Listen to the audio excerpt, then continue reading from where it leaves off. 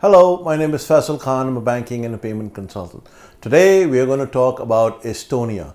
As you know, Estonia is most famous now for its crypto license that it had been issuing, and there were literally thousands of them issued by the government of Estonia, the FIU, the Financial Intelligence Unit in Estonia.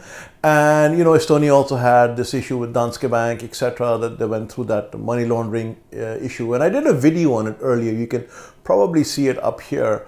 And today I want to talk about the reformative steps that Estonia is taking in improving all this. So, I'm going to refer to my notes if you bear with me. As you had probably already know that the Estonian license, was typically a one type of a license. You could get it for crypto wallet, exchange, etc. Now it's been combined. You can get a crypto to fiat license, you can get a crypto to crypto license, or you can get a wallet license. And if you want, you can choose all three. And the advantage of having just being able to take just a fiat to fiat, crypto to fiat license or crypto to crypto license is basically comes from the issue of reporting and what you want and what business you are in. You don't necessarily have to take everything else, etc. So this is something you can decide. If you take all three, then do remember you have to report on all three of the licenses. And if you are not reporting on a particular license, let's say if you're doing a wallet service and you're not offering wallet service, then at some point in time your license may be revoked. So that's something to consider. Originally, the state fee that you used to pay used to be something like 345 euros.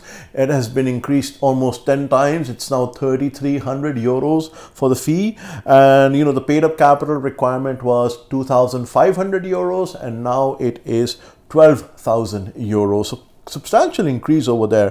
The 10th March 2020 is when the new guidelines came out that it wanted all the existing license holders to come up with this thing to increase their shareholding capital, etc. to get and there are some other nuances that I will just talk about. These nuances include having a compliance program, an MLRO, an office in Estonia, a local director who's a resident, also known as a nominee director, etc. And you have up till the 1st of July to take care of these issues. So a lot of the institutions or license holders that got the license now have to basically go in the business, etc. Are probably not going to be renewing the license, and not to mention the FIU is also cancelling quite a few licenses from what I hear because of the fact that nefarious intent was shown. So it's going to be quite an interesting challenge in Estonia going forward. And I think what Estonia has realized is that they need to raise the bar. If they need to be taken seriously, more seriously than they were before, and if they need to weed out or filter out the bad actors or the poor actors or the non-performing actors, then by raising the bar, by implementing these guidelines that they are sort of talking about, they hope to better themselves. And I think this is one of the versions going forward. I think in a year or 2 years, they will raise the bar even more and be offering more stringent paid up capital requirements, more stringent compliance requirements, more stringent requirements for having a resident nominee director office, MLRO, etc. in Estonia in order to continue operations. Most entities that are now going into Estonia for a license have a choice. Do they go in with a new license or do they buy an existing one? A new license, for example, takes between 60 to 120 days. And if you want to buy an existing license, it can be anywhere from 60 to 90 days.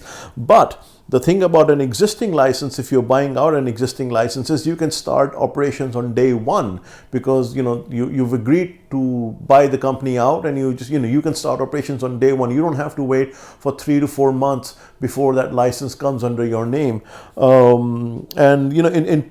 Traditionally, when you buy a company, you have to first do the transfer, and then you will have to go and adjust the issues like the MLRO, the compliance, the resident office, the resident nominee director, the office presence, etc. And there are quite a few companies that are offering these services, and we've partnered up with them. So, if you are interested in setting up a new license, if you're interested in buying an existing license, talk to us. We can definitely help you there.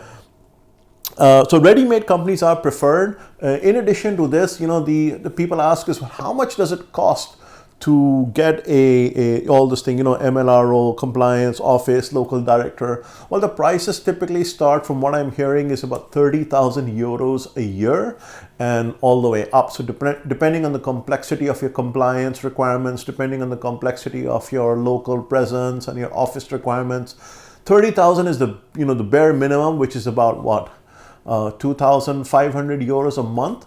And then it just goes up all the way up. So it can go to 60,000 euros, 80,000 euros, 100,000 euros. And let's be fair, if you're going to be operating a company in the Eurozone as a proper company, then you better have the budget. I mean, if you're going on a shoestring budget and trying to just get a license for 12, 15, 20,000 euros and then try to go operational and you don't have that money, chances are you'll not get far. But right now, like I said, the Estonian government is now, looking at these guidelines and they're saying, you know what? 1st July, and we are going to get more serious. So if you're thinking of doing business in Estonia for a crypto or crypto related activities, this is a great time to get in, but be serious about it. Get the license, up your game. If you have an existing license, then you have a little bit of time period, which is till the 1st of July, where you have to meet the requirements for paid up capital and the others. Like I said, I think many companies are probably not going to renew their license because of the fact that the requirement has gone up almost times 5, etc., from 2,500 to 12,000, and not to mention the requirements of local director, etc. But I think it's a great thing. And typically a company, another question that comes to us is, how much is a ready-made company? Well, you could probably buy one in 15,000, but there'll be a lot of garbage associated with it. You don't know the director, you don't know what transactions they've done, etc. A new clean company costs about 30,000 euros and up. But typically 25,000 euros is the minimum price that I have seen for a new company to buy a company, an existing company that has a license. And I think given all the cost requirements, etc., I think it's a fair price to pay. Remember, you get to go operational immediately if you buy an existing company. You don't have to wait the 60 to 120 days for the other thing. And with respect to the other issues like the compliance, the local director, like I said, once you have determined which route to take, new license or buy an existing license, those details can be hammered out pretty easily. Not a difficult thing to do. If you're interested in, like I said, we've partnered up with a company over there. If you're interested in getting a license, if you're interested in upping your license, if you're interested in buying a license out, please get in touch with us. There's a contact form in the description below. Fill it out, let us know, and we'll be happy to get in touch with you. This is Faisal Khan signing off. Till next time, have a good one.